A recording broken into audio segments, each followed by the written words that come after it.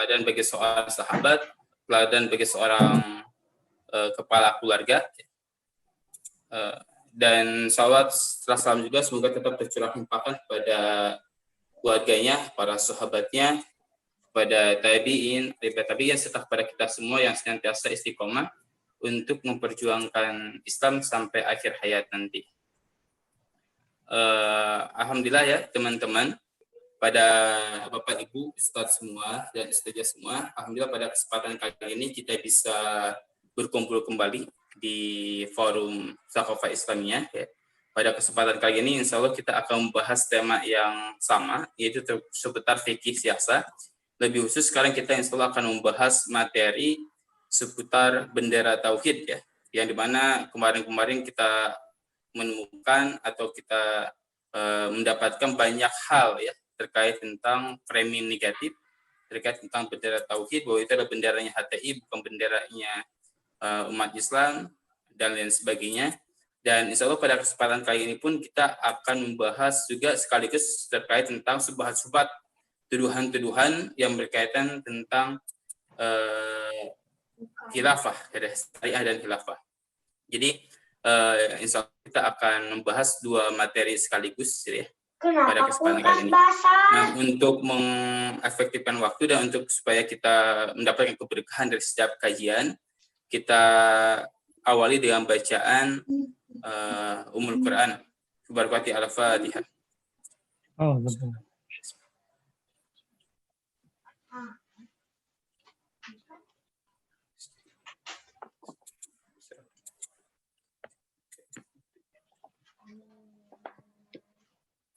Alhamdulillah pada kesempatan kali ini kita sudah mengawali ya pembukaan pada kajian kita kali ini gitu ya. Saya mungkin sampaikan kembali kepada teman-teman sahabat-sahabat semua ya untuk bisa absen, dan yang kedua teman-teman bisa ikut andil nanti di mempersiapkan pertanyaannya ya. Dan bagi yang ingin membeli bukunya ya nanti bisa menghubungi langsung ke Ustadz Irfan ya, Abu Nafed. Bukunya masih tersedia Ustadz? Masih ada. Ada ya. Masih ada disampaikan saja ada berapa lagi kira-kira biar teman-teman ini. Berapa ya? Paling sekitar 20 lagi. Oh, berarti stoknya terbatas. Teman-teman yang masih belum memiliki bukunya, maka masih ada sekitar 20 buku lagi. Bisa langsung chat di WA-nya Ustaz Irfan atau ke istrinya beliau ya. Untuk mengefektifkan waktu dan tempat, Al-Fakir dipersilakan kepada Ustaz Irfan untuk menyampaikan materi. Tafadhol Ustaz. A'udzu billahi minasyaitonir rajim. Bismillah.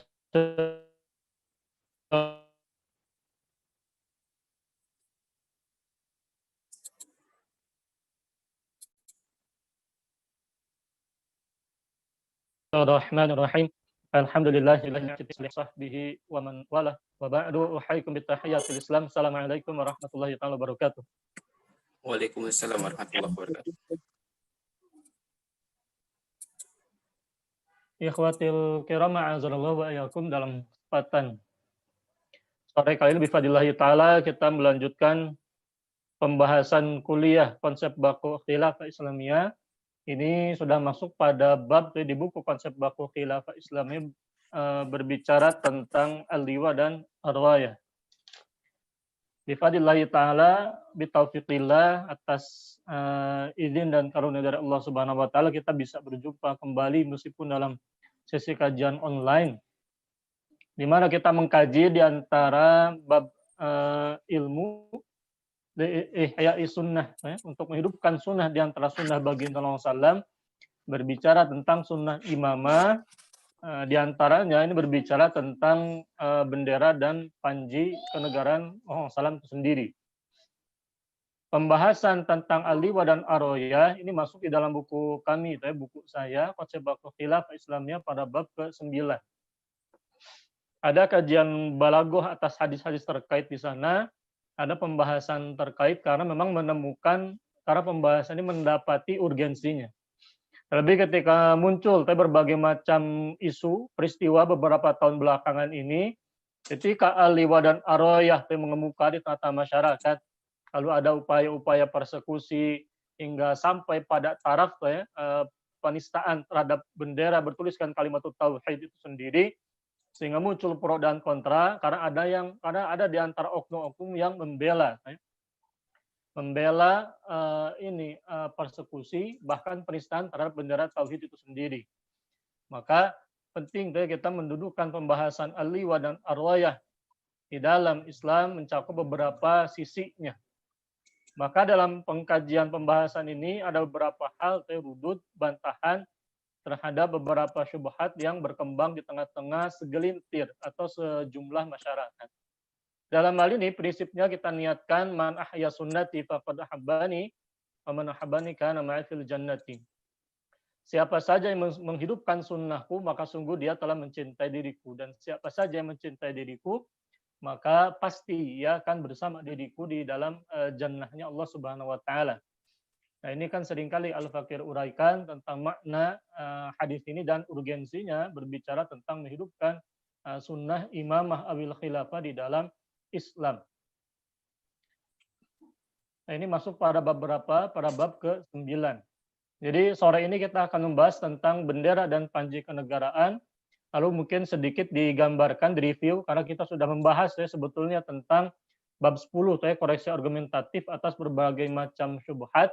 Nanti ada beberapa hal yang barangkali akan kita bahas. Nanti pertemuan terakhir di minggu depan tentang bisyarah dan thariqah. Minggu depan terakhir kita akan bahas tentang bisyarah tegaknya khilafah, berbicara tentang kekhilafan Al-Imam Al-Mahdi, dan berbagai macam syubhat terkait termasuk metode dakwah Rasulullah menegakkan al-khilafah sendiri. Nah, dalam hal ini, ikhwatil kiram a'azanallahu wa iyyakum, sebetulnya tentang ini sudah sempat saya tuliskan di naskah buku, cuman sampai detik ini ditunda terlebih dahulu. Karena banyaknya kesibukan dan sebagainya dan ada prioritas. Nah, ini mohon doanya saja karena saya sendiri sedang mengupayakan untuk S3 mendapatkan beasiswa S3 di bidang takhusus di bidang dirasat Islami atau hukum Islam seperti itu. Nah, ini masih fokus di sana, saya sedang persiapan. Dalam hal ini ikhwatil kiram a'azanallahu wa iyyakum, di akhirat kelak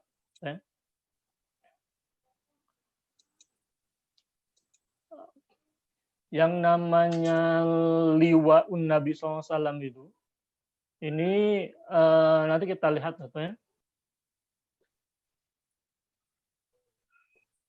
Nah, berbicara tentang al-liwa dan arwaya, ini ada beberapa pembahasan penting.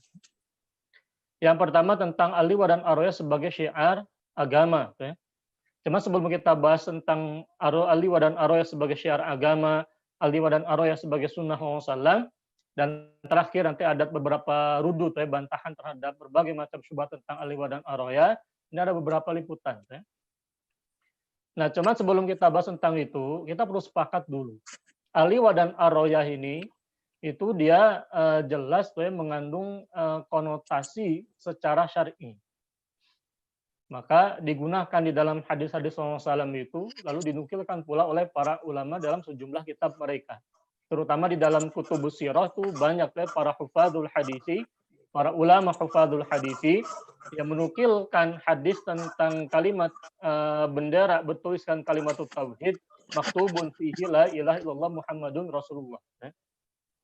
Nah, yang namanya al-liwa dan arwaya itu merupakan nama untuk bendera dan panji Rasulullah. Secara bahasa sama, berkonotasi al-alam, bendera. Ini bisa antum lihat di kamus-kamus Arabiah, nanti kita akan singgung. Namun secara syar'i al-liwa jamaknya al-alwiyah, dinamakan pula arwayah al-azimah, panji agung atau panji yang besar. Dikenal sebagai bendera negara, simbol kedudukan pemimpin. Makanya di dalam kutub syuruh hadis para ulama, semisal Al-Hafidz Ibnu Hajar Al-Asqalani dan sebagainya, berbicara tentang al-liwa, di antara definisi hakikat syar'inya itu mandat resmi berbicara tentang penyerahan al-liwa untuk untuk Amirul Jihadi, dan juga arwayah untuk para komandan kataib, jumlahnya banyak, al-liwa jumlahnya 1, arwaya jumlahnya banyak, itu ditegaskan secara syar'i oleh para ulama menggunakan ungkapan-ungkapan qasar penghususan bahwa yang berhak memberikan mandat itu adalah al-khalifah. Mana dalilnya ada? Ini termasuk hakikat syar'i dari al-liwa dan arwaya itu sendiri, tidak sembarangan. Jadi tidak sesimpel, sesederhana asumsi sebagian orang yang anti pada bendera ini, mereka menafikan tidak ada konsepsi syar'i terkait dengan al-liwa dan arwaya. Karena kalaulah mereka meluaskan sedikit literasinya di dalam kitab syuruh para ulama, nanti saya tunjukkan itu ada pembahasan berdasarkan dalil hadis SAW yang menisbatkan secara khusus mandat penyerahan al-liwa dan arwayah kepada amirul jihadi, kepada pemimpin tertinggi dalam jihad, dan juga kataib, para komandan kelompok batalion itu merupakan mandat resmi khalifah itu sendiri. Kalau bukan khalifah yang turun langsung, maka khalifah wajib memberikan mandat kepada wakilnya sebagai amirul jais itu sendiri. Nah, ini kan termasuk hakikat syar'i dari al-liwa dan arwayah itu sendiri. Nah, kalau berbicara tentang mandat resmi, adanya mandat dari kepala negara kepada orang yang dipilih oleh khalifah itu sendiri atau al-imam itu sendiri, maka ini menunjukkan eksistensi betul di dalam buku konsep baku khilafah kita sebutkan bendera dan panji kenegaraan. Dalam hal ini dicontohkan oleh baginda Rasulullah, maka kita nisbatkan bendera dan panji kenegaraan Rasulullah SAW. Nah, tadi al-liwa jumlahnya 1, sedangkan arwayah jumlahnya banyak sesuai dengan jumlah kataib, katibah itu sendiri. Nah, arwayah jamaknya arwayah, dia adalah panji al-alam. Kalau al-liwa berwarna putih, ini al-liwa berwarna putih, khotnya berwarna hitam, sedangkan arwayah kainnya berwarna hitam, khotnya warna putih. Ini didasarkan kepada hadis-hadis yang terpilih dari baginda Rasulullah SAW. Arwayah berukuran lebih kecil daripada al-liwa dan digunakan sebagai panji jihad para pemimpin detasemen pasukan, kataib, tersebar sesuai dengan jumlah pemimpin detasemen itu sendiri. Ini hakikat syar'i dari al-liwa dan arwayah. Meskipun nanti ada pembahasan tentang beberapa warna-warna dan sebagainya, ini sebetulnya perkara teknis saja, cuman yang paling penting adalah hakikat syar'inya ini jelas ada. Mandat panji bendera bertuliskan kalimat tauhid itu jelas ada dasar. Nah, dalam hal ini ada catatan penting. Bendera tauhid itu ada kemiripan antara al-liwa dan arwayah dengan bendera tauhid yang biasa digunakan oleh kesultanan Islam Nusantara. Nah, ini pembahasan khusus sebetulnya sejarah barangkali bisa didiskusikan di forum sejarah. Cuman pada pemilu tahun 1955 saja ini pernah ada bendera bertuliskan kalimat tauhid. Nah, ini seperti ini. Nah, kalau seandainya saya akan katakan begini. Kalaulah simbol bendera panji bertuliskan kalimat tauhid dipersekusi, maka yang akan muncul itu bukan lagi siar-siar agung bertuliskan kalimat tauhid, melainkan model-model begini, simbol-simbol setan, satanik, simbol-simbol satanisme. Ini saya temukan bahkan di Twitter. Ini banyak pula mereka aktif di dunia Twitter. Bagaimana jadinya kalau sesama kaum muslimin saja masih gontok-gontokan urusan siar ini. Padahal di luaran sana masih banyak simbol-simbol setan yang perlu kita urusi. Simbol mata satu, one eye, dan sebagainya. Termasuk simbol-simbol Baphomet, kepala kambing model begini, kan ini simbol-simbol pemuja setan. Jadi jangan sampai seperti kita ini seperti orang yang kehilangan prioritas. Ada hal simbol-simbol satanisme yang jelas-jelas berbahaya, menyesatkan umat, ini malah seakan-akan dibiarkan, sedangkan bendera panji bertuliskan kalimat tauhid ini dipersoalkan. Nah, ini kan aneh, ini aneh. Termasuk juga simbol-simbol LGBT. Ini kan di dunia banyak sekali. Maka janganlah kita ibaratnya menghabiskan banyak waktu memperdebatkan sesuatu yang jelas-jelas syar'i dan wajib dijaga. Maka dari itu kan dari pihak MUI sendiri ketika kejadian di Garut itu ada oknum-oknum yang membakar bendera bertuliskan kalimat tauhid, itu pihak MUI menegaskan pula bahwa yang dibakar itu bendera bertuliskan kalimat tauhid atau bendera tauhid itu sendiri. Jadi bahkan saya katakan begini, ketika muncul dalih bahwa yang dibakar itu adalah bendera HTI, tapi pada saat yang sama mereka mengatakan kami menghormati bendera tauhid, kan kita bingung. Sebetulnya yang dibakar ini bendera HTI yang dihormati atau bendera kalimat tauhid yang dinistakan. Nah ini kan dua-duanya tidak bisa dibenarkan. Karena walau bagaimanapun, kalaulah betul itu merupakan bendera HTI, maka tidak halal, haram hukumnya membakar bendera organisasi kalau memang betul ada, sehingga memprovokasi permusuhan. Sama seperti katakanlah ormas A membakar bendera ormas B. NU katakan membakar bendera ormas Muhammadiyah misalnya, boleh tidak boleh. Atau Muhammadiyah NU misalnya tidak boleh, sama tidak boleh. Kenapa? Karena menjadi wasilah dari penghinaan terhadap organisasi itu sendiri. Nah, padahal dalam Islam, innamal mu'minuna ikhwatun faslihu baina akhwaikum. Tidak boleh ada berbagai macam wasilah yang bisa menyebabkan rusaknya ukhuwah Islamiyah, karena jelas dalam kaidah pun juga disebutkan al-wasilatu ilal harami muharramatun. Itu hukumnya haram, wasilah-wasilah yang bisa menghancurkan persaudaraan.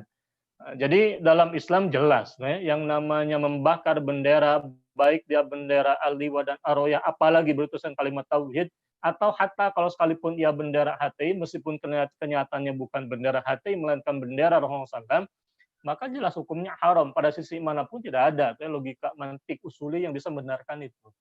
Mereka ada oknum mengatakan kita menghormati bendera maka kita bakar. Kalau memang betul yang namanya pembakaran adalah bukti penghormatan, silahkan bakar bendera, silahkan bakar bendera Anda, organisasi Anda. Kalau Anda terima, Anda bakar sendiri, berarti betul itu merupakan penghormatan. Kenyataannya kalau dibakar pasti akan marah. Jangankan bendera bertuliskan kalimat tauhid. Yang kemarin bendera berlogokan moncong itu dibakar itu kan rame kan begitu, meskipun pelaku bisa dikatakan oknum pula. Jadi logika manusia ini secara maklum ini minal qiyasi badi, ini amrun badihi. Kalau dalam mantik usul itu ini amrun badihi.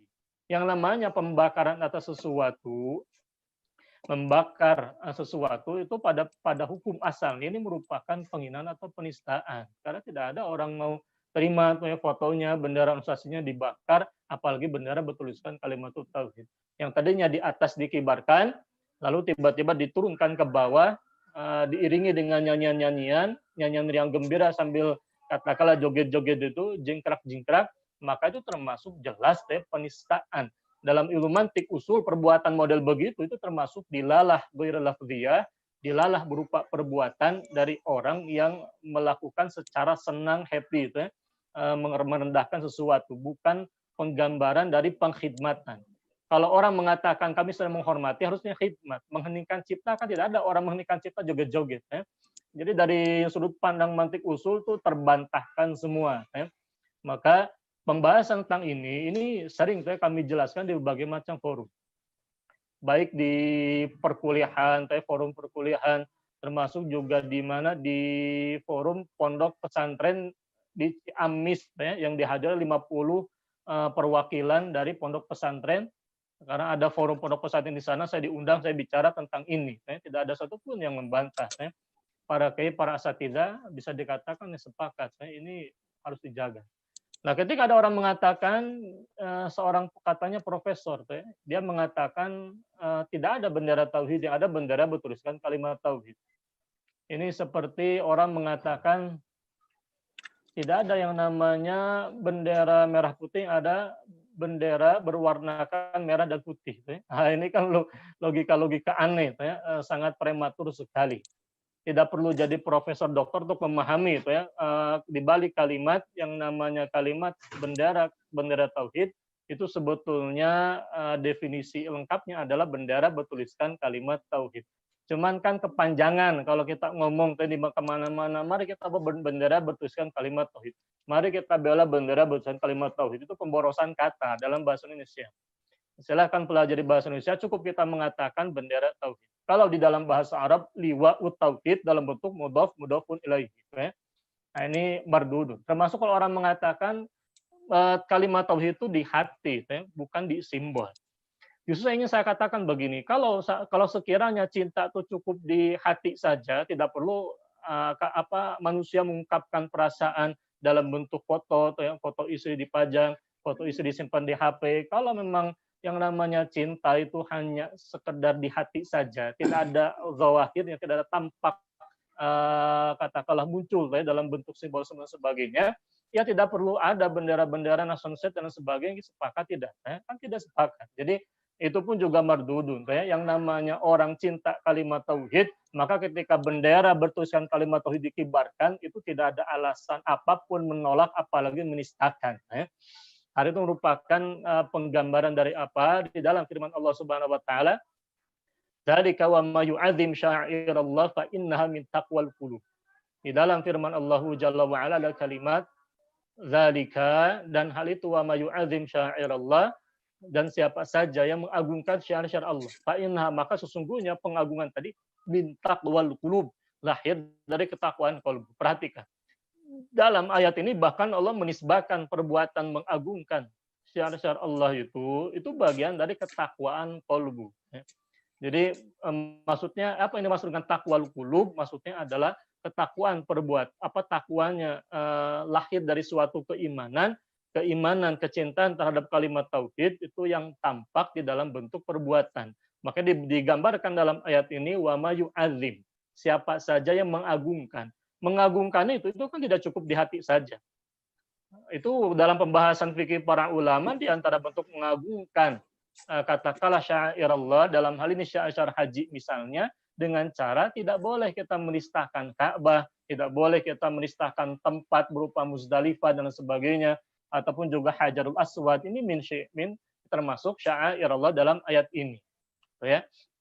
Nah, padahal di antara bentuk ketakwaan itu kepada Allah Subhanahu wa taala ini kan yang namanya takwa itu kan amalan, yang muncul dari keyakinan, keimanan qalbu. Orang beriman lalu tampak dalam perbuatan sesuai dengan syariat Islamnya. Ini yang namanya takwal qulub. Silahkan lihat tafsiran para ulama. Nah, kata Syekhuna Nawawi Al-Bantani Asy-Syafi'i di dalam kitab Syarah Sulamit Taufiq itu ada penjelasan, menukilkan ada penjelasan di antara sifat terpuji yang melekat pada orang bertakwa adalah mengagungkan syiar-syiar Allah. Apa yang dimaksud dengan syair Allah? Syairuddin, syiar-syiar dinnya. Nah, Syekh Nawawi mencontohkan di antara bentuknya Safa dan Marwah. Karena di antara makna syair Allah adalah a'lamuddin, simbol-simbol agama. Kalaulah Safa Marwah tempat saja, ini dijadikan sebagai contoh bagian dari syair Allah, lalu bagaimana mungkin kalimat tauhid yang kita katakanlah atau digunakan di dalam sirah atau digambarkan, digunakan dalam bendera panji kenegaraan bagi Allah tidak dikatakan sebagai syiar Allah itu sendiri.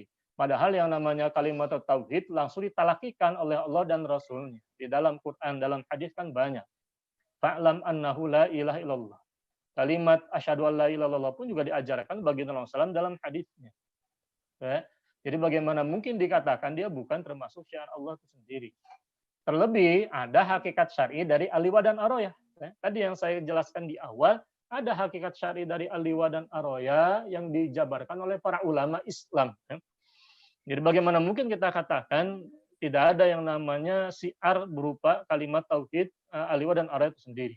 Apa yang dimaksud dengan asyiar min syairallah? Asyairah di dalam kitab Mu'jam Diwanul Adab dikatakan asyairatu wahidatu syair, adalah bentuk mufrad dari asyair. Kullu ma ju'ila alaman li ta'atillah subhanahu. Segala hal yang dijadikan sebagai simbol ketaatan terhadap Allah Subhanahu wa taala. Asyairah adalah jamak dari syair, maju'ila alaman li ta'atillah, wa minhu syairul islami, wa minhu syairul islam wa syairul haji. Nah, yang namanya syair itu segala hal yang dijadikan simbol ketaatan pada Allah. Di antaranya syiar-syiar Islam dan syiar-syiar haji. Syiar-syiar haji tadi seperti Ka'bah, Hajarul Aswad, tempat-tempat di mana ditegakkan ketaatan di sana, termasuk juga masjid, Masjidul Haram, Al-Haramaini, masjid-masjid dan sebagainya, itu bagian dari syairul Islam. Nah, termasuk di antaranya tadi katakanlah berupa panji bertuliskan kalimat tauhid, itu di antara simbol berbicara tentang syiar-syiar agama. Karena yang namanya simbol itu, orang-orang kafir, para pemuja setan saja mereka mengandalkan simbol, jangan salah. Antum jalan-jalan lihat orang pakai jaket di motor, di belakangnya ternyata tertera simbol Bapom. Itu sering saya perhatikan. Kadang kalau sempat itu saya tegur. Kadang di kalungnya dan sebagainya. itu orang-orang kafir saja mereka menyadari betapa pentingnya sihir simbol. Ada namanya sihir sigil. Karena ketika seseorang seringkali diperlihatkan dengan simbol-simbol semacam itu akan muncul di dalam benaknya, terekam di dalam akal pikirannya.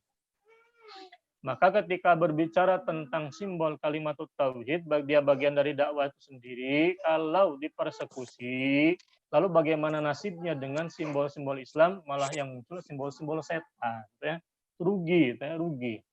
Jadi jangan, marilah kalau memang tidak siap mengemban bendera Aliwa dan Aroya, maka jangan persekusi orang-orang yang hendak menyiarkannya, orang-orang yang berani menyiarkannya, orang-orang yang siap mengibarkannya.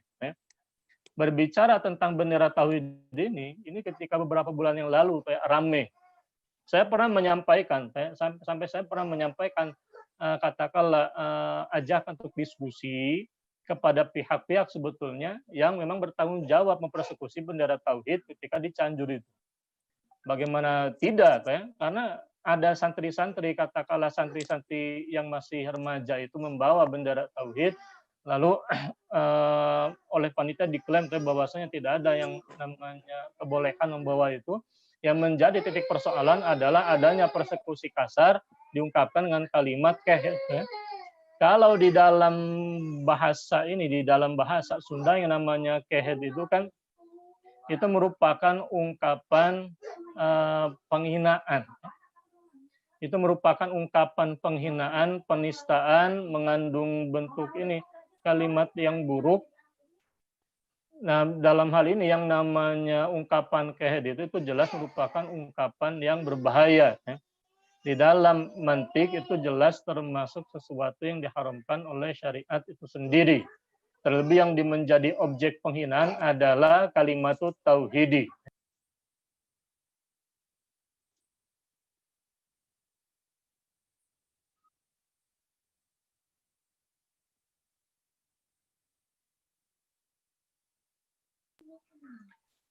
Nah, jadi jelas, ya.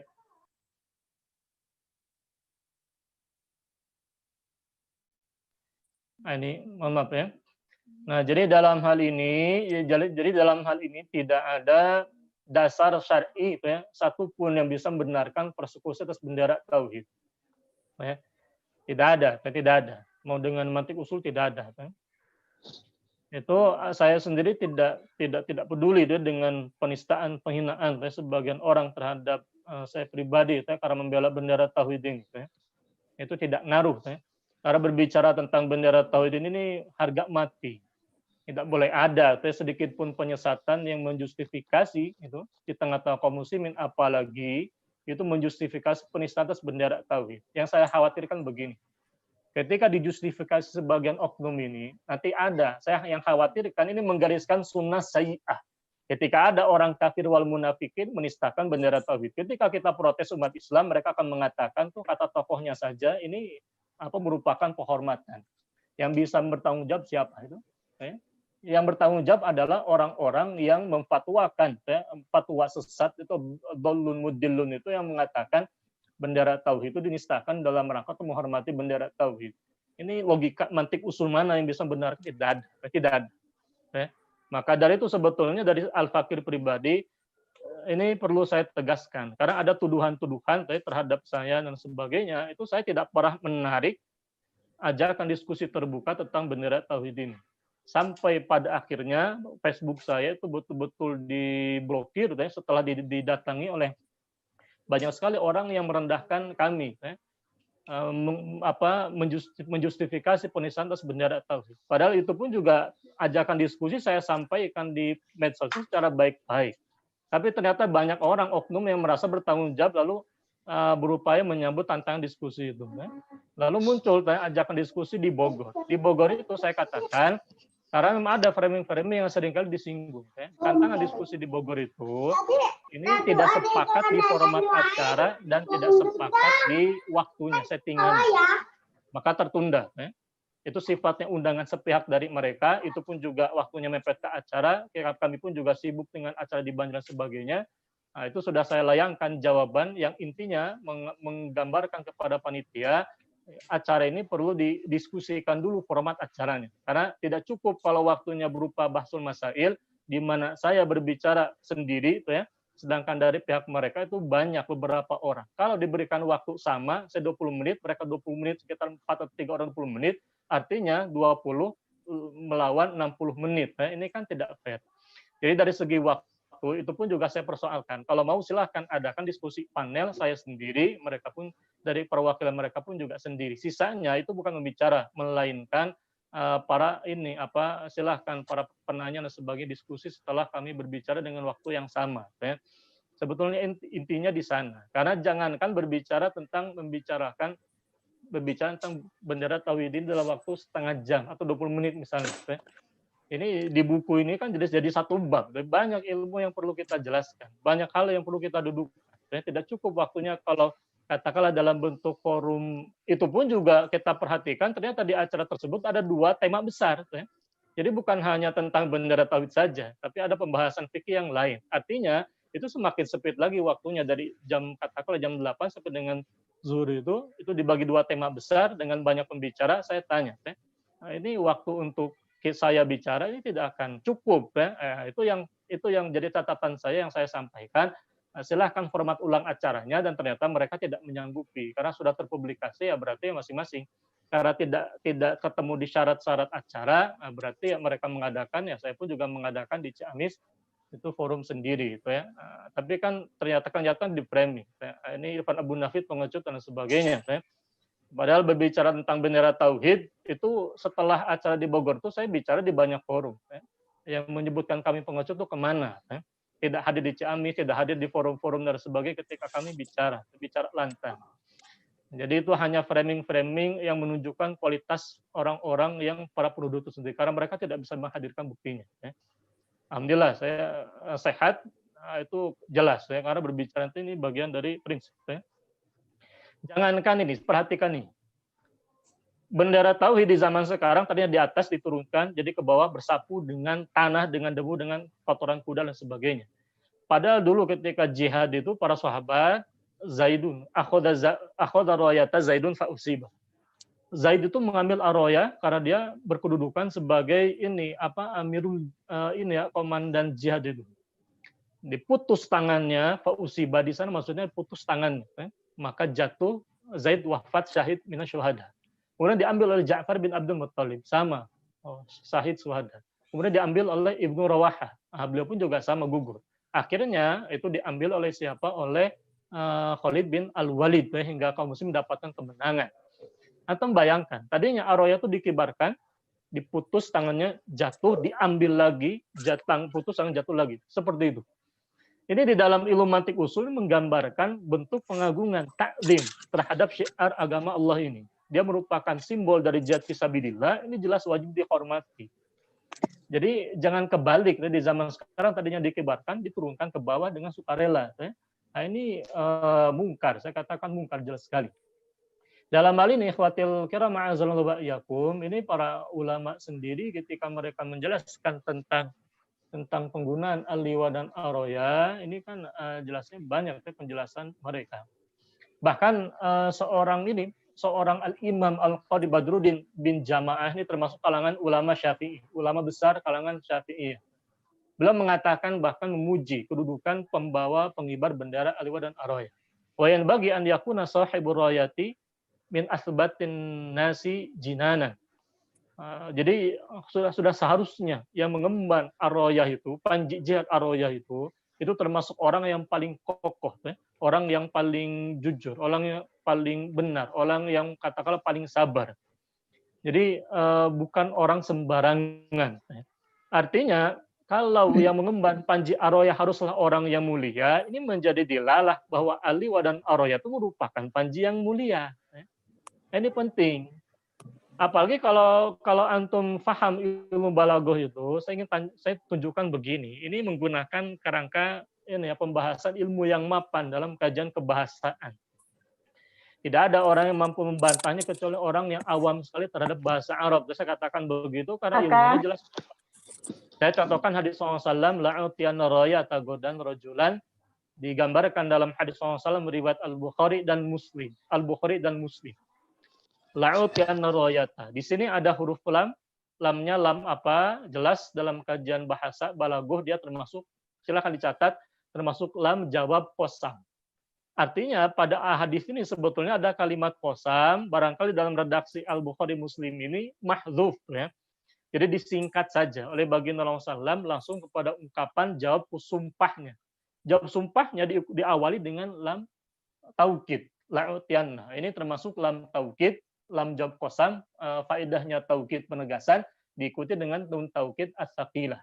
Nah, ini menjadi petunjuk adanya kalimat sumpah sebetulnya dalam hadis ini. Artinya kalau ditakdirnya, demi Allah, la'utiyanna royata. Sungguh-sungguh benar-benar aku akan memberikan. Memberikan apa? Ar-royata, godan. Besok kepada siapa? Rajulan, seorang pria. Dalam hadis ini terkandung bentuk ini, penyifatan. Rajulan diungkapkan dalam bentuk kata benda nakirah. Tapi diikuti dengan sifat. Nah, sesuai dengan kaidah bahasa Arab, al-jumalu ba'dan nakirati, sifat. Kalimat-kalimat setelah kata benda nakirah itu sifat-sifatnya. Apa sifatnya? Yuftahu ala yadaihi. Benteng Khaybar akan ditaklukkan di tangan, di kedua tangannya. Yuhibbullah wa rasulah. Dia mencintai Allah dan Rasulnya. Wa yuhibbuhullahu wa rasuluhu. Allah dan Rasulnya pun juga mencintai dirinya.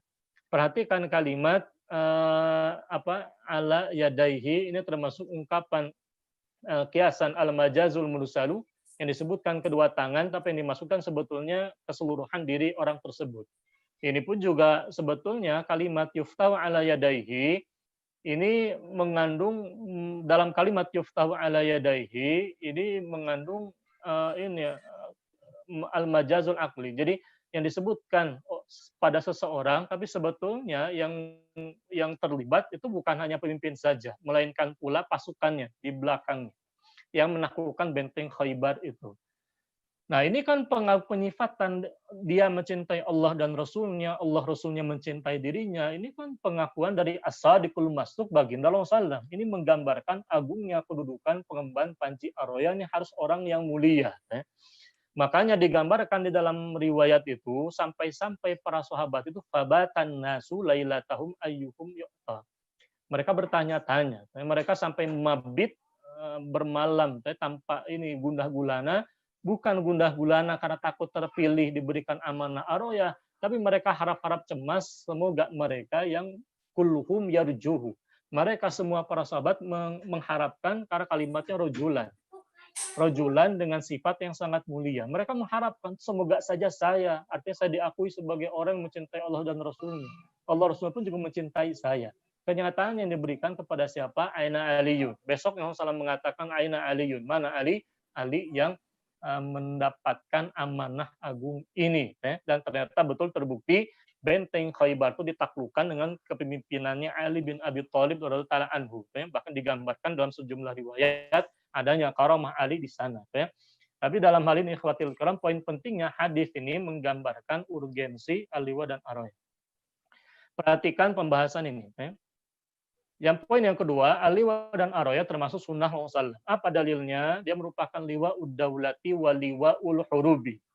Sunnah Rasulullah menggunakan al-liwa dan ar-roya itu dia sebagai liwa negara dan juga liwa peperangan itu sendiri. Karena yang dimaksud dengan sunnah itu kan thariqah, jalan yang dipilih baginda Rasulullah. Dalam hal ini baginda Rasulullah mencontohkan bentuk penggunaan al-liwa dan ar-roya secara syar'i.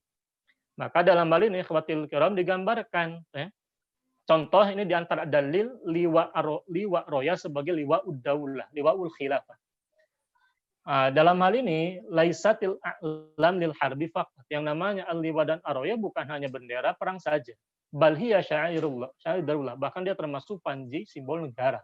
Diriwayatkan oleh An-Nasai dalam sunannya. Dari Yazid bin Al-Bara, dari bapaknya, qala asabtu ammi wa ma'rayat. Faqultu aina turidu faqala ba'athani Rasulullah sallallahu ila rajulin nakaha imra'ata abihi. Jadi Rasulullah itu mengutus salah seorang sahabatnya, Al-Bara bin Azib itu. Jadi ini bukan para ya. Jadi di antara sahabat Rasulullah SAW ini diamanahi oleh baginda Rasulullah SAW, diamanahi berupa untuk datang, mendatangi seorang laki-laki yang menikahi istri dari bapaknya. Fa'amaroni, maka Rasulullah SAW mengutusku, fa'amaroni an adriba unuqahu wa akhudhu malahu. Dan Rasulullah memerintahkan aku untuk apa? Memenggalnya dan juga menyita hartanya. Ini di antara bentuk hukum Islam kepada orang yang melakukan kemungkaran besar seperti ini, menikahi istri dari bapak. Ini kan mungkar sekali, waliyadzubillah. Maka dalam hal ini perhatikan kalimat wa ma'hu royatun. Jadi paman dari Al-Bara bin Azib ini dia membawa royah. Royah ini ternyata diberikan oleh Rasulullah sebagai utusan, sebagai simbol utusan. Nah, dalam hal ini ketika digambarkan tugas untuk menghukum mati orang tersebut dan menyita hartanya, artinya kedudukan dari pamannya ini adalah sebagai kedudukan utusan resmi kenegaraan baginda Rasulullah. Karena fungsi menegakkan hukum disepakati oleh Al-Imam An-Naisaburi Asy-Syafi'i yang pernah kita bahas dalam pembahasan sebelumnya, ulama ahli sunnah sepakat itu merupakan kewenangan dari Al-Imam aw naibuhu. Itu pun juga disebutkan dalam kitab kuning, dalam kitab Syekh Nawawi Al-Bantani. Itu pun juga ada. Di antara kewenangan Al-Imam itu kewajibannya menegakkan hukum. Nah, ini minal imami aw naibihi. Dalam bahasa Syekh Nawawi Al-Bantani, minal imami aw naibihi. Ini dalam kitab-kitab fikih para ulama banyak, sudah jelas. Faqad kanat roya alamatan alamata kauni mab'utsan min tarfin Nabi SAW fi dzalikal amri. Jadi sebagai simbol dari utusan resmi kenegaraan baginda Rasulullah. Ini untuk jihad, untuk perang tidak. Ini jelas untuk menegakkan sanksi hukuman. Artinya ini tugas kenegaraan. Jadi bukan hanya simbol peperangan saja. Jadi orang-orang yang memframing bahwa Aliwa dan Aroya itu hanya simbol hanya bendera jihad saja. Itu menandakan kurang luasnya kajian mereka terhadap hadis-hadis SAW itu. Nah, padahal dalam praktiknya baginda Rasulullah ternyata membawa bendera Aliwa dan Aroya tidak harus perang juga. Ketika belum melakukan Fatu Makkah secara damai, beliau pun juga membawa Aliwa dan Aroya. Nah, dalam ini menarik. Ketika Rasulullah mengatakan la'utiyana royata, ini yang saya katakan royah itu sunnah Rasulullah. Apa dalilnya? Penjelasan ulama besar yang bernama Al-Imamu Ibnu Battah. Kalau ada orang mengatakan tidak ada hakikatnya Aliwa dan Aroyah di dalam sunnah baginda Rasulullah, itu sama saja menyalahi apa yang dijelaskan hadis dan para ulama muktabar. Dan kami lebih percaya kepada Al-Imam Ibnu Battah yang mensyarah hadis mensyarah kitab Sahih Bukhari. La'utiyana royata fa'arrafaha. Maka Nabi SAW menyebutkan secara ma'rifat. Fa'arrafa bil alifi wal lam. Dengan alif lam. Alif lam ma'rifat. Perhatikan lafal ar-royah. Itu kan dengan alif lam. Bukan la'utiyana royatan. Tapi la'utiyana ar-royata bi alif lam ma'rifat. Di dalam kajian ilmu balaghah, di dalam kitab Durusul Lughatil Arabiyyah, saya ada kitabnya, bisa antum lihat juga di dalam materi-materi balaghah, nanti bisa ikuti kajian balaghah kami di fadlillahi taala. Jelas yang namanya alif lam ma'rifat itu termasuk dalam hadis ini contohnya, itu menggambarkan makna spesifik. Makanya Al-Imam Ibnu Battah yang jelas paham pasti ilmu balaghah mengatakan, ya dulu, baginda Rasulullah menyebutkan ar-royah dengan alif lam ma'rifat, ya dulu, menunjukkan, Nabi SAW menunjukkan annaha, bahwasanya ar-royah itu kanat min sunnati sallallahu alaihi wasallam, termasuk sunnahnya baginda Rasulullah itu sendiri. Termasuk diantaranya fi hurubi, dalam peperangannya. Karena hadis ini berbicara tentang konteksnya, tentang hadis jihad penaklukan benteng Khaybar Yahudi pengkhianat. Jadi dalam hal ini jelas konteksnya ketika Al-Imam Ibnu Battah mengatakan sunnah di antara sunnah baginda Rasulullah fi hurubihi, ini tidak bisa diframing untuk menolak adanya dalil lain bahwa yang namanya Aliwa dan Aroyah sunnah dalam simbol kenegaraan. Kenapa? Karena konteksnya Al-Imam Ibnu Battah sedang menjelaskan hadis la'utiyana royata yang konteks memang tentang jihad itu sendiri. Jadi beliau tegaskan dalam bentuk kalimat sesuai dengan konteksnya sunnah di dalam peperangan fayan bagi. Maka sudah seharusnya an yusara bisirati fi dzalika, untuk meniti seseorang agar diikuti jalan tersebut fi dzalika, di dalam peperangan dan sebagainya. Nah, ini kan artinya jelas. Kesimpulannya kalau mengakui bahwasanya Aliwa dan Aroyah adalah simbol jihad, artinya itu mereka mengakui adanya sunnah kenegaraan berbicara tentang Aliwa dan Aroyah. Saya ingin katakan begini, kalau memang mengakui Aliwa dan Aroyah bagian dari simbol jihad, sedangkan jihad itu sendiri berkaitan dengan komando pemimpin, komando kenegaraan, maka kalaulah dalam jihad saja secara praktis digunakan, apalagi gitu ya, di dalam konteks penggunaan simbol kenegaraan itu sendiri. Gitu ya. Jadi kan logikanya begini, tidak mungkin ada katakanlah bendera suatu negara digunakan dalam peperangan, lalu kita katakan bendera itu hanya digunakan dalam perang saja, bukan bendera negara. Ini kan aneh. Ya. Karena adanya bendera simbol resmi digunakan dalam peperangan suatu negara yang sifatnya resmi itu menandakan artinya secara maklum kita akan mengakui itu merupakan bendera negara itu sendiri. Ya. Kalaupun dalam hadis SAW banyak digunakan dalam peperangan itu bukan dalil bahwa penggunaan aliwa dan oroya itu hanya ditaksis kosor di dalam perangan saja. Ya. Karena adanya peperangan di masa baginda Rasulullah SAW, para khulafaur rasyidun, kenyataannya itu bagian dari tugas kenegaraan. Nah, tugas adanya khalifah menugaskan kepada amirul jihadin dan sebagainya. Artinya jangan dilepaskan dari konteks asalnya, karena pembahasan tentang bendera liwa dan aroya sebagai bendera jihad, jihad itu sendiri erat kaitannya dengan pembahasan kenegaraan. Silahkan lihat di dalam kitab-kitab para ulama muktabar, di mana mereka menisbatkan pembahasan tentang jihad berbicara tentang instruksi dari Al-Imam Abil Khalifah itu sendiri. Jadi kalau simbolnya digunakan itu menandakan apa? Simbol kenegaraan itu sendiri. Ini kan mudah dipahami, ya. Nah, itu mudah dipahami. Jadi jangan sembarangan di framing. Ya. Ini merupakan bukti, ya, kalau ada orang memframing itu bukan simbol khilafah melainkan simbol jihad, ya, artinya mereka sedang melakukan framing, ya, catut mencatut mengatasnamakan Nabi SAW. Kalau catut mencatut yang mengatasnamakan fulan dan fulan itu tidak akan seberapa besar dosanya daripada mencatut ya, berdusta atas nama Rasulullah. Karena ketika seseorang salah memframing hadis SAW, memframing sunnah SAW, itu akhirnya hilang sunnah katakanlah sunnah penggunaan liwa dan aroya dalam konteks kenegaraan. Ini sama saja masuk dalam hadis SAW, man kadzdzaba alayya muta'ammidan falyatabawwa maq'adahu minan nar. Siapa saja yang berdusta atas namaku, maka silahkan ambil tempat duduknya di neraka jahanam. Nah, ini mungkar, wal a'yadzubillah. Nah, jadi kalau ada ya orang-orang yang menuduh ya, oh ini telah mencatut nama ya. Padahal masalah catut mencatut itu kalau kita bandingkan coba kelakuan oknum-oknum itu yang anti kepada khilafah dan HT itu jelas sekali itu ya, lebih berbahaya lagi. Mereka memframing tidak ada yang namanya khilafah dalam sunnah Rasulullah, tidak ada khilafah dalam ajaran Islam. Tidak ada aliwa dan aroya di dalam sunnah baginda Rasulullah. Itu hanya simbol HT dan sebagainya. Itu pun juga sebetulnya catut mencatut mengatasnamakan Nabi SAW. Saya tanya, mana dalilnya? Tidak ada. Terlebih kita lihat ini pengkajian hadisnya. Nabi SAW mengatakan anna Nabi SAW kana liwa'uhu. Perhatikan lafal frasa liwa'uhu. Ada domirhu. Ini kembali kepada siapa? Nabi SAW. Bukan kembali kepada Montesquieu, kepada Aristoteles, Plato, dan sebagainya. Tapi kembali kepada Nabi SAW. Di dalam ilmu bahasa Arab, kalau lafal liwa ditautkan kepada dhamir, dhamir goib dia, artinya Nabi SAW, artinya maknanya ma'rifat.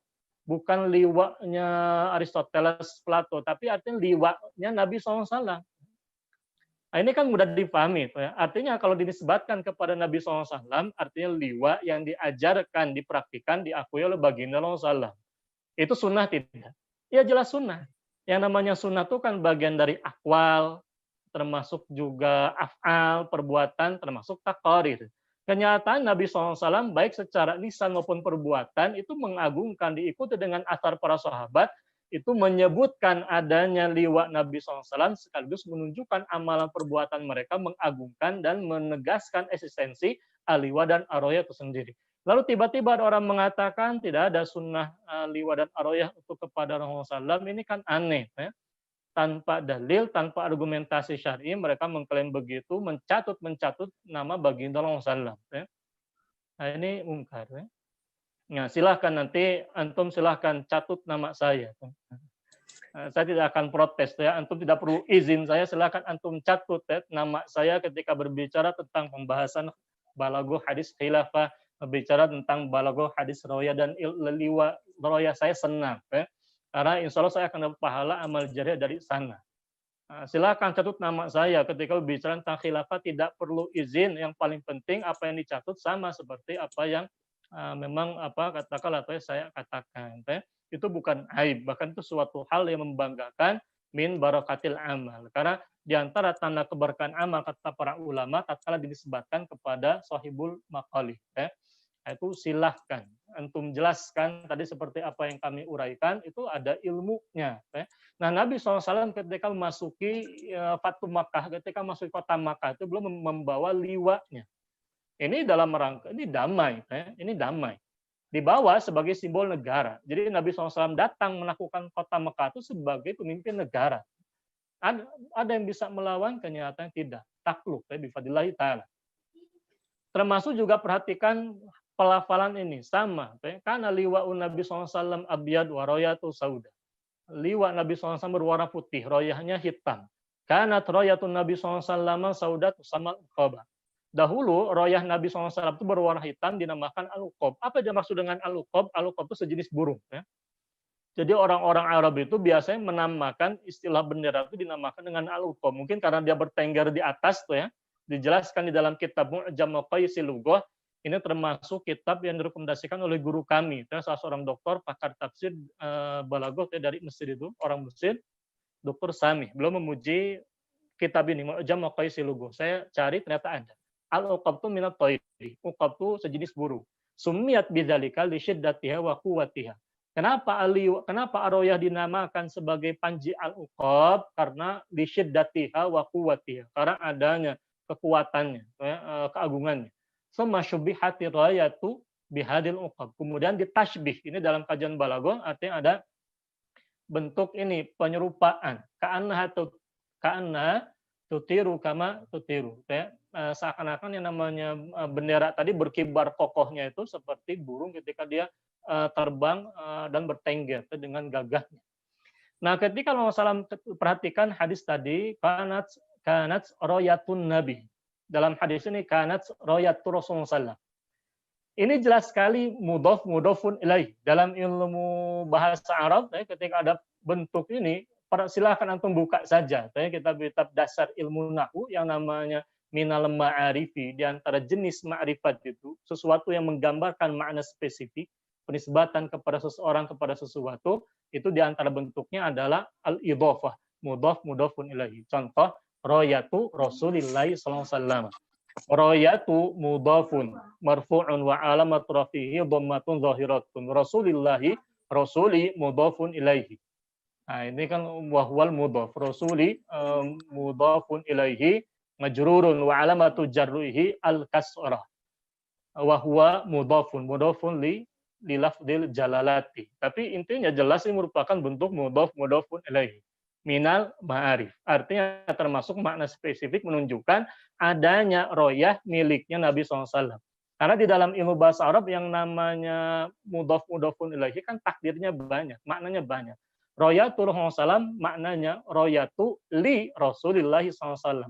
Royah miliknya Rasulullah. Royatun Nabi SAW, royatu lin Nabi SAW. Itu kan maklum. Ya. Silahkan bantah kalau bisa membantah dengan ilmunya, dengan ilmu bahasa Arab pula, bahwa hadis ini kalimat royatul Rasulullah menunjukkan tidak ada royah milik Rasulullah.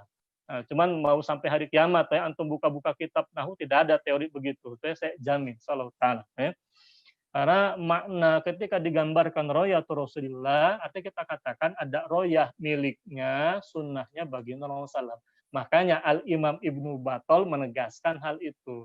Bukan kata saya pula, saya tunjukkan kitabnya ada.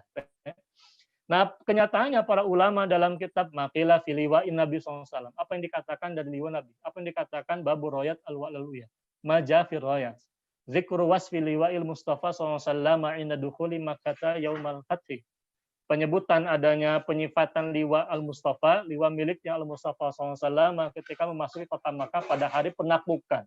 Ini di dalam kitab-kitab sunan, sahih dan lain sebagainya oleh para ulama.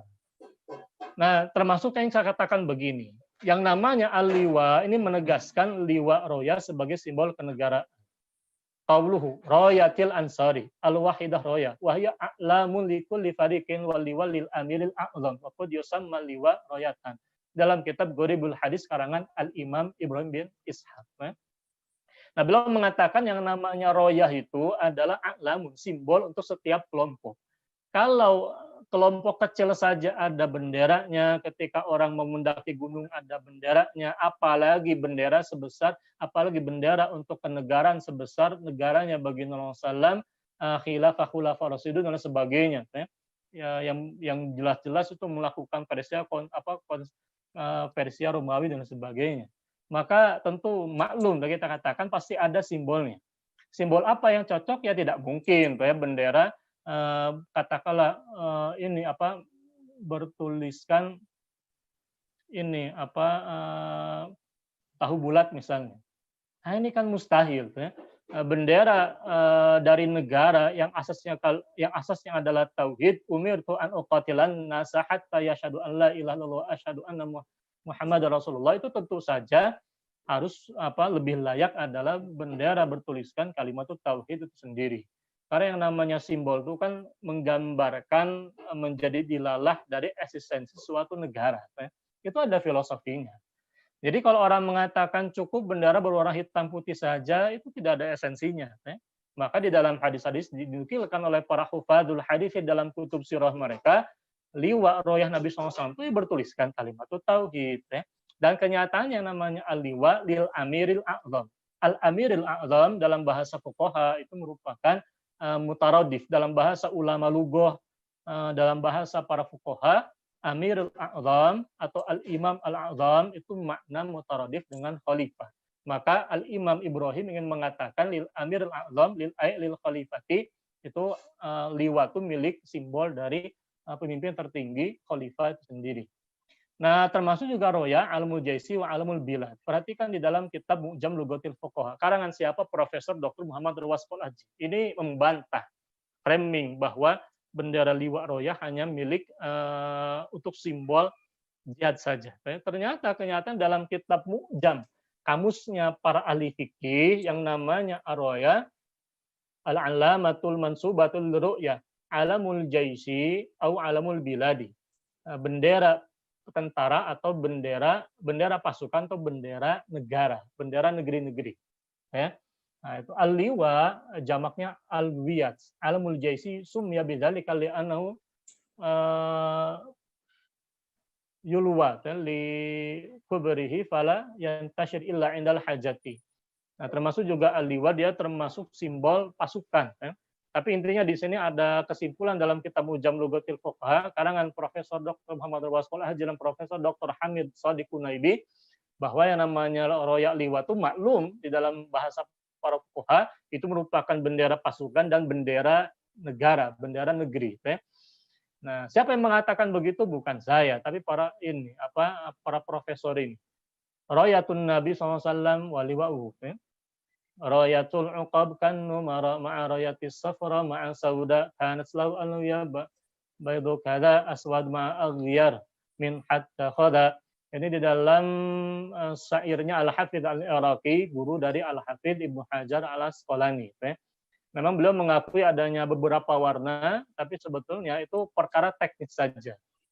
Yang saya ingin tekankan adalah jangan sampai pembahasan tentang beragam macam warna dalam beberapa riwayat, meskipun yang paling masyhur itu adalah riwayat yang mengatakan bendera berwarnakan hitam dan putih itu. Filosofinya juga jelas. Jadi dalam hal ini, jangan sampai pembahasan warna dijadikan dalih untuk menegasikan adanya sunnah.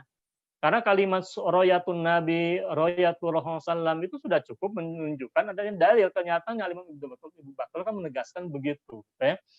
Nah, kenyataannya para ulama menegaskan, Al-Muhallab dalam kitab Syarah Sahih Al-Bukhari Ibnu Battal mengatakan dalam hadis Az-Zubair anna royata la yurakkizuha illa biidzil imami, bahwa yang namanya ar-royatu mandatnya dalam konteks jihad itu tidaklah diberikan kecuali dengan izin al-imam awil khalifah li'annaha alamatun alal imami wa makani, Nah, penjelasan ini kan menegaskan apa? Yang namanya Al-Liwa dan Ar-Roya itu simbol khilafah. Siapa yang mengatakan? Al-Imam Al-Muhallab. Siapa yang menukilkan? Al-Imam Ibnu Battal. Dan saya jamin Al-Imam Ibnu Battal kalau di sini pasti tidak akan izin kepada Al-Muhallab, karena beda masa, beda generasi. Nah, itu dan ternyata relevan menjadi amal jariah bagi Al-Imam Al-Muhallab. Kita mendapatkan ilmunya atas wasilah Al-Imam Ibnu Battal bifadlillahi taala. Dan kenyataan di zaman sekarang kita mendapati urgensinya membantah syubhat-syubhat prematur yang menjustifikasi penistaan terhadap bendera tauhid dan memframing dengan framing bidunil ilmi. Saya katakan bidunil ilmi karena tidak ada hujah yang bisa dipertanggungjawabkan. Nah, termasuk juga dalam hal ini itu dinukilkan kalimat akhadha royata Zaidun fa usib. Kenapa? Karena Zaid ini mengambil roya itu memang mandat dari baginda Rasulullah SAW sebelumnya. Termasuk juga Khalid, termasuk juga Abdullah bin Rawaha dan juga Ja'far bin Abdul Muttalib. Ini adalah 3 orang yang diamanahi khusus oleh baginda Rasulullah SAW. Kalau Zaid gugur diambil oleh ini Abdullah bin Rawaha. Kalau gugur apa oleh Ja'far dulu. Nanti Abdullah bin Rawaha. Nah, Khalid ini mengambilnya tanpa mandat. Nah, itu tidak masalah karena ketika itu mendesak fahadan nasun fi wilayat. Ini merupakan nas dalil berbicara tentang simbol Al-Liwa dan Ar-Roya merupakan simbol wilayah, simbol kekuasaan, simbol kenegaraan. Artinya, ketika berbicara tentang menghidupkan sunnah ini, bagian dari man ahya sunnati faqad ahabbani wa man ahabbani kana ma'il jannati. Bahkan digambarkan ini merupakan orang yang utama. La yajibu an yahmilaha illa man wallahul imamu iyyaha wala takunu fiman akhwa illa biwilayatin. Ada pun ditegaskan di dalam kitab Al-Imam Ibnu Battal bahwa tidak ada yang berhak membawa kecuali dengan izin perwalian dari Al-Imam itu sendiri. Ini menunjukkan apa? Para ulama muktabar mengakui Al-Liwa dan Ar-Roya simbol kenegaraan baginda Rasulullah SAW. Karena Al-Imam Ibnu Battal di samping menegaskan ini merupakan simbol dari Al-Imam, juga Al-Imam Ibnu Battal menegaskan yang namanya royah, ar-royah itu merupakan sunnah di antara sunnah baginda Rasulullah di dalam peperangan, termasuk dalam kenegaraan. Artinya tadi yang saya jelaskan ini dalil-dalil sangat mapan menunjukkan baik dalam hadis Rasulullah SAW secara kebahasan, secara balaghah kita kaji itu kalau bicara tentang nakdul hadisnya, takhdis hadisnya itu bisa dilihat di buku kami. Nah, ini bagian dari sunnahnya mereka. Lalu bagaimana hukumnya membakar bendera bertuliskan kalimat tauhid? Saya katakan ini termasuk sunnah sayyi'ah. Saya ingin ingatkan. Man sanna fil islami sunnatan hasanatan falau ajruha wa ajru man amila biha ba'dahu min ghairi an yanqasa min ujurihim syai'un. Wa man sanna fil islami sunnatan sayyi'atan. Siapa saja menggariskan bagi kaum muslimin itu suatu sunnah, perbuatan yang buruk. Kana alaihi wizruha. Maka baginya adalah beban dosa sama seperti dosa yang mengamalkan setelahnya, mengikuti sunnah buruk tadi. Min ghairi an yanqasa, tanpa dikurangi keburukannya, min auzari berupa azabnya. Wal iyadzubillah, dosa-dosa. Ini hati-hati. Yang saya khawatirkan maka ketika bifadlillahi ta'ala, ketika muncul persekusi itu maka para ulama itu mereka muncul tampil ke muka membela. Itu kan ketika muncul pembakaran bendera tauhid di Garut itu yang membela pun juga bukan hanya para ulama, para dai Hizbut Tahrir saja. Tapi juga para ulama dari beberapa pondok pesantren, hatta MUI pun juga mengatakan itu bendera tauhid tidak boleh dibakar. Akhirnya diinisiasi selesai. Artinya sebetulnya sudah selesai, jangan diperdebatkan lagi, tapi ternyata adanya upaya-upaya memframing itu menuntut kita untuk bicara. Akhirnya saya pun juga bicara kan begitu, bagian dari dakwah itu sendiri. Janganlah karena faktor asobian dan sebagainya lantas bendera bertuliskan kalimat tauhid sunnahnya baginda Rasulullah SAW itu dijustifikasi. Karena ini diantara perkara yang berbahaya. Perkara yang berbahaya, yang namanya asobian itu jelas dia perkara yang berbahaya. Wa man qutila tahta, siapa saja yang mati terbunuh tahta di bawah royatin umiyatin yaghdabu lil asabiyati. Jadi royah umiyah. Umiyah itu ini fanatisme kesukuan, fanatisme golongan, umiyah. Dia marah karena asabiyah itu dan juga menolong, menyokong perbuatan asabiyah bahkan wajad'u lil asabiyati, dan menyerukan kepada asabiyah, fakit selatuhu jahiliyatun, maka sekalinya dia mati merupakan mati mirip dengan kematian jahiliyah, artinya mati dalam keadaan berdosa besar menyalahi syariat. Kenapa? Karena saya sering kali jelaskan lafdul jahiliyah di dalam ilmu bahasa Arab dia termasuk masdar sinai, maknanya adalah makna syar'inya, kata Imam Ar-Raghib Asfahani dalam kitab Mu'jam, dalam kitab Al-Mufradat fi Gharibil Qur'ani.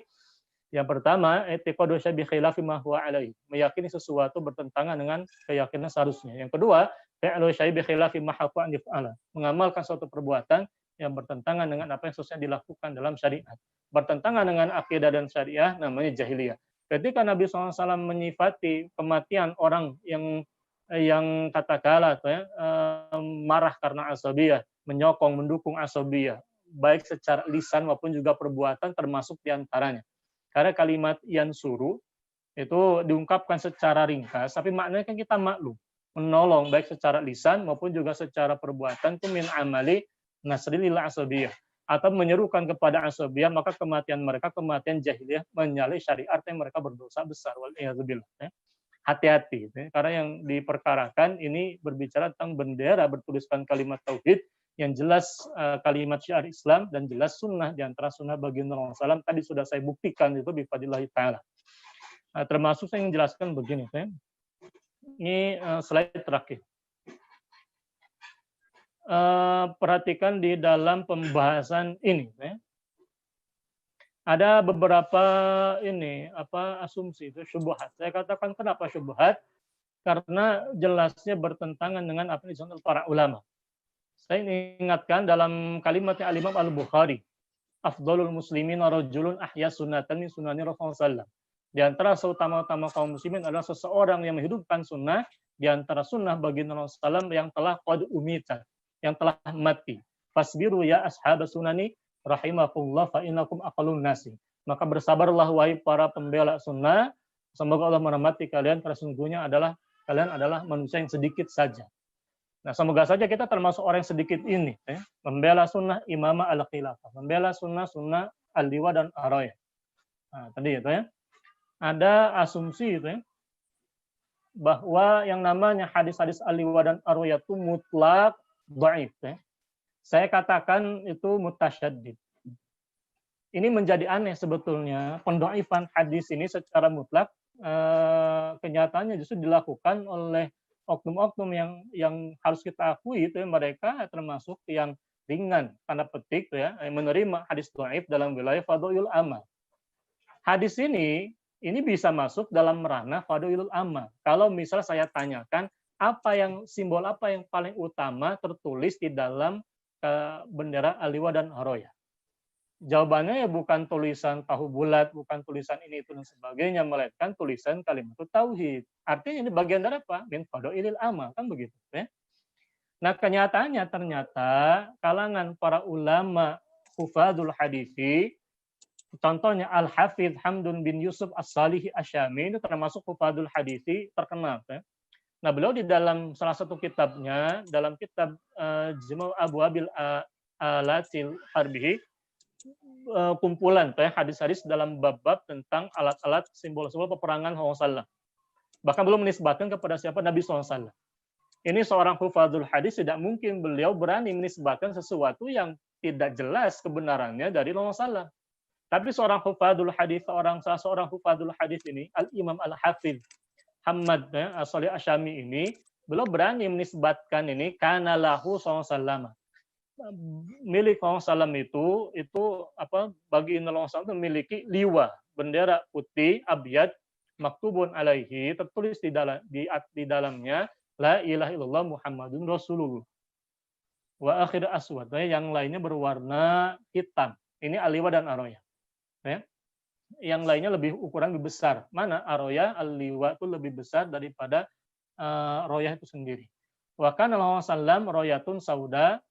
Nabi SAW juga memiliki royah berukuran berwarna hitam, berukuran persegi, min sufin, dari kain berupa suf, kain wol atau apa istilahnya, launuha launun namrah, waktu samal uqab. Tapi di sini kan jelas sekali yang namanya ini kitabnya saya screenshotkan ya. Mari kita luaskan referensi literasinya di dalam kitab Subulul Huda wa Rasyad fi Sirati Khairil Ibad SAW, bahkan seorang ulama besar kenamaan di bidang hadis Al-Hafiz Muhammad bin Yusuf As-Salih Asyami menegaskan eksistensi al-liwa dan ar-royat sendiri. Padahal di dalam pengantar kitabnya, seorang beliau, Al-Hafidh As-Salih ini menegaskan di dalam mukadimahnya, fahadha kitabun, fahadha kitabuk buktadoi dabtuhu min aktsari min 300 kitab. Ini adalah kitab yang telah saya tetapkan berdasarkan lebih dari 300 kitab. Wa taharraitu fihi as-shawab, dan aku memilih di dalam kitab ini yang benar-benar saja. Artinya seorang Al-Hafidh As-Salihi ini dalam pengantar kitabnya menegaskan kaidah bahwa di dalam kitabnya ini yang dipilih adalah yang benar-benar dinisbatkan kepada Allah Sallam. Ya, artinya jangan lantas tuh ya model seperti ini jangan tiba-tiba mutasyaddid ya, menolak esensi al-liwa dan ar-roya, menolak hadis-hadis tentang penulisan kalimat tauhid tadi. Ini pun juga cukup membantah orang yang mengatakan la aslala minas sirah. Kan ada oknum-oknum yang mengatakan tidak ada asal-usul dalam sejarah kita, sejarah baginda Rasul tentang penggunaan liwa dan orang bertuliskan kalimat tauhid. Kenyataannya seorang hufadul hadis, seorang pakar di bidang sirah pula, Al-Hafidh As-Salihi, itu menukilkan riwayat yang menurut beliau adalah riwayat yang benar, walam adzkur fi syai'an minal ahaditsil mawdu'ah. Tidak pernah aku menyebutkan di dalam kitab ini sesuatu pun dari hadis-hadis yang palsu. Wa khatamtu kullu babin bi aydahi ma askala fihi wa ba'du mastamala alaihi minan nafaisil mustajadat. Tapi intinya belum menegaskan ini benar-benar terpilih hadis-hadis tadi. Belum lagi dalam pembahasan kitab-kitab yang lain bahwa babu majah fi riwayatil Buraidah sallam kanat sauda walu abyad wa Abu Ya'la wa Tabarani wa fi Hayyan bin Ubaidullah qala tadi. Ini nanti banyak lah bisa dibaca ya. Tidak akan cukup waktunya saya jelaskan di sini, tapi intinya ikhwatil kiram ini banyak catatan sebetulnya, jangan tiba-tiba mutasyaddid, keras sekali ya. Urusan ini tiba-tiba jadi sangat keras, sama seperti perbuatan terhadap hadis-hadis tentang khilafah. Tsumma takunu khilafatan ala minhajin nubuwah, hanya karena ada perselisihan mukhtalafih di antara ulama jarh wa ta'dil, tiba-tiba divonis mutlak hadis tsumma takunu khilafatan dhaif. Padahal tidak ada ulama hadis yang mengatakan begitu. Mereka justru mengatakan Al-Hafidz Al-Iraqi mensahihkan hadis tsumma takunu khilafatan ala minhajin nubuwah. Hufadul hadis di antara mereka pun ternyata ada yang menukilkan riwayat tadi, membenarkan penggunaan riwayat maktubun tadi. Nah, kenyataannya di dalam manhaj ahli hadisnya Syafi'iyah bahwa tidak, ini salah gitu ya. Idza ra'aita hadisan bi isnadin dha'ifin. Jika engkau mendapati hadis dengan isnad, perhatikan isnad, artinya pada satu sisi itu ya. Bukan keseluruhan penisbatan hadza hadisun dhaifun, melainkan isnadnya dhaif. Artinya perawinya dhaif. Jika engkau mendapati hadis yang isnadnya dhaif, falah ka antaqula, maka engkau harus mengatakan hadza dhaifun wa ta'ni anu bidzalikal isnad dhaifun. Jadi isnad dari jalur ini dhaif, belum tentu jalur lainnya dhaif. Belum lagi kalau kita menjamak hadis dengan berbagai macam syawahid hurufnya, dari katakanlah dari dhaif menjadi hasan li ghairihi atau menjadi sahih li ghairihi, ini kan pembahasan masalah hadis jelas sekali ya. Walaysa laka an taqula hadza dhaifun wa ta'ni bi dha'ful matnil hadis wa ta'ni bihi dha'fu matnil hadis binan ala mujarrad dha'fi dzalikal isnad.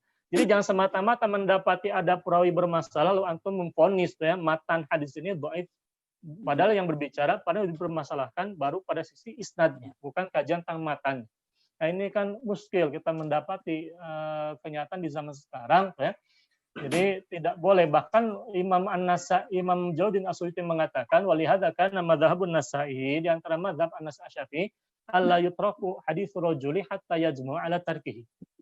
Di antara madzhabnya Syafi'iyah tidak boleh tinggalkan satu hadis yang diriwayatkan oleh seseorang hingga para ulama hufadul hadits, nuqadul hadits itu bersepakat untuk meninggalkan hadis tadi. Kenyataannya para ulama muktabar itu mereka tidak lantas bersepakat menolak hadis-hadis tentang maktubun la ilallah tadi ya.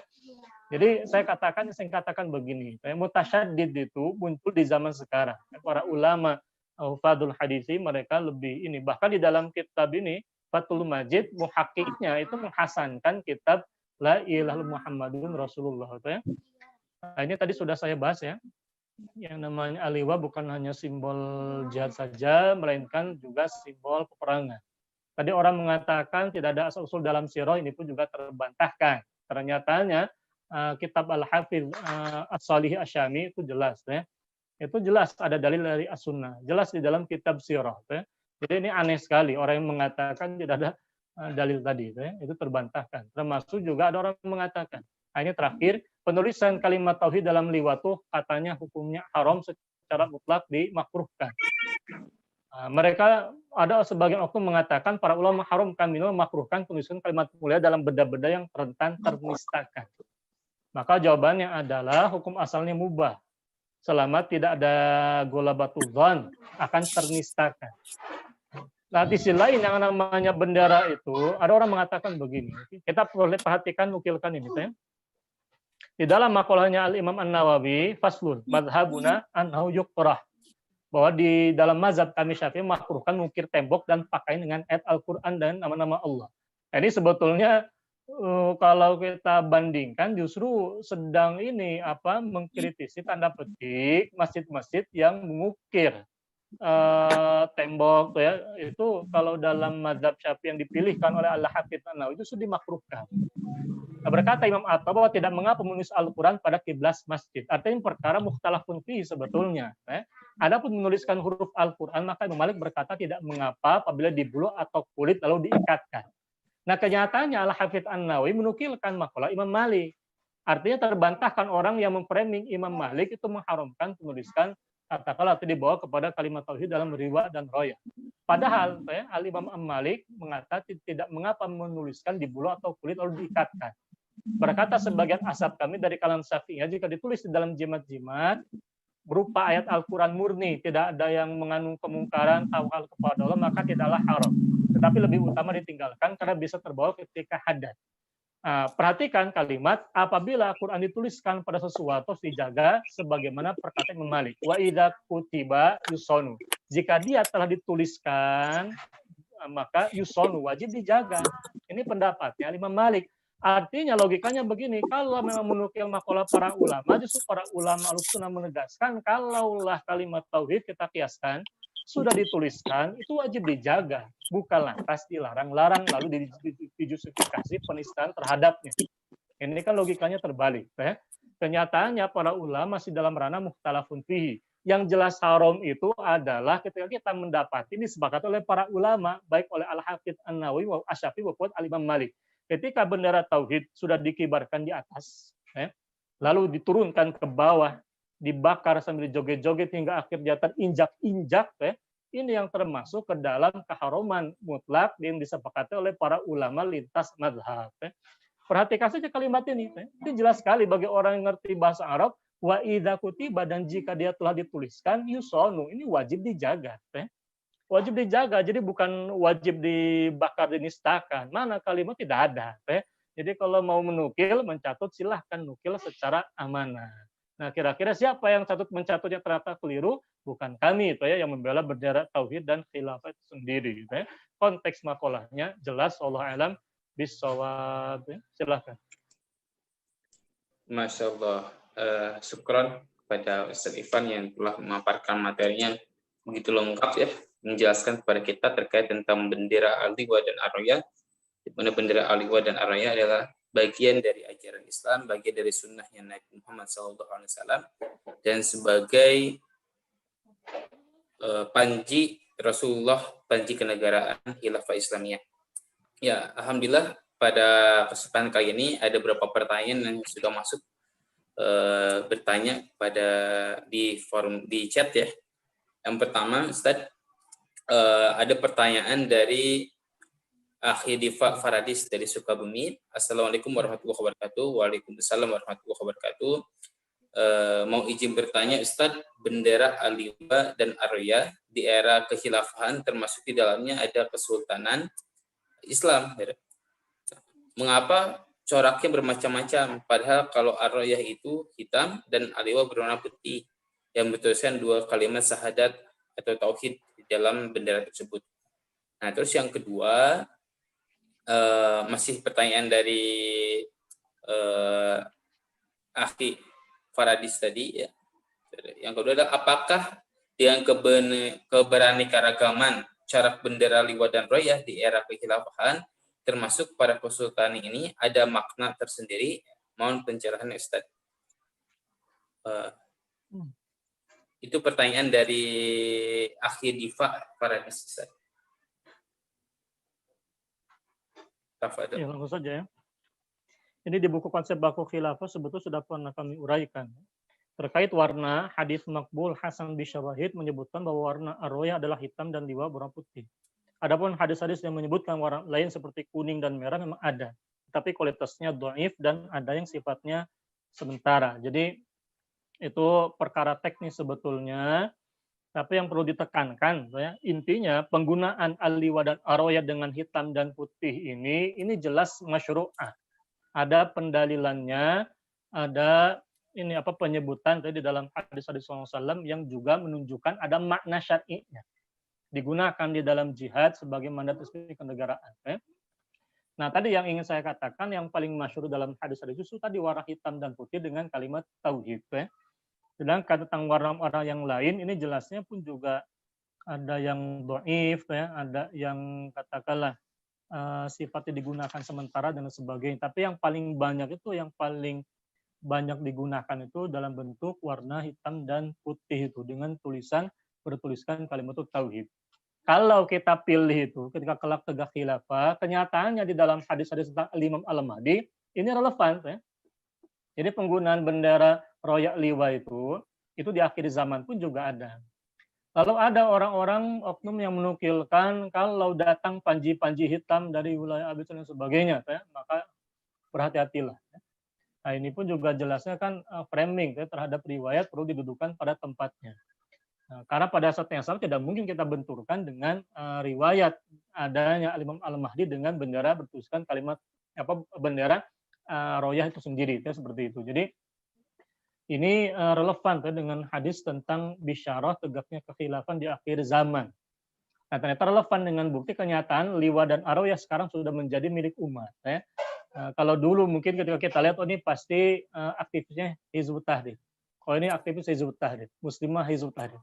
Di zaman sekarang bifadillahi ta'ala bi taufiqillah ada orang persekusi tadinya hendak mendiskreditkan bendera tauhid yang ada justru bendera tauhid menjadi milik umat. Itu menjadi pertanda apa ikhwatil kiram? Allah a'lam bishawab, itu menjadi pertanda adanya keterlibatan zat yang maha guib Allahu jalla wa ala dalam